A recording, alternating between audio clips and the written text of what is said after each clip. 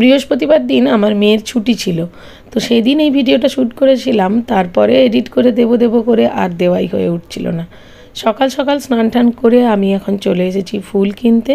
সাথে আমার মেয়ের দুধ আরও যা যা সকালবেলা লাগে, পাউরুটি এসব কিনে নিয়ে চলে এসেছি।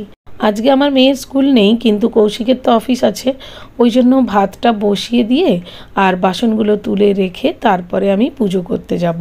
ততক্ষণে ভাতটাও হয়ে যাবে আর মেয়ের দুধটাও গরম হয়ে যাবে, কারণ ওকে সকালবেলায় একটুখানি দুধ খাওয়াই, মানে গরুর দুধ। আর ওকে তো আমুল গোল্ডটা খাওয়ানো হয়, মানে একটা প্যাকেট দুধের সাথে হাফ প্যাকেট জল মিশিয়ে ওই দুধটা ফোটাই আর কি। তো ওইভাবেই ডাক্তার খাওয়াতে বলেছিলেন, তো সেভাবেই খাইয়ে যাচ্ছি।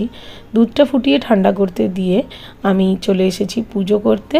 তো পুজো করতে তো আজকে একটু সময় লাগবে, যদিও এখনও আমরা ঘটটা বসাই না, কালাসৌজ উঠে গেছে। এইখানে একবার পুজো করে তারপরে ঘট বসানো স্টার্ট করব।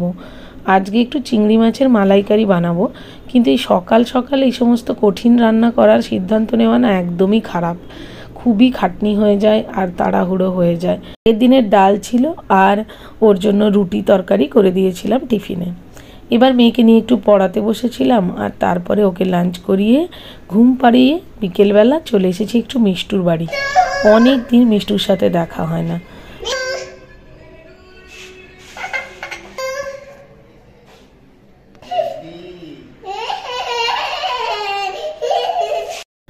আগে তো সারাদিনই মিষ্টুর সাথে খেলতো, ও ভীষণই মিস করে মিষ্টুকে, আর মিষ্টুও একইভাবে মিস করে ওকে।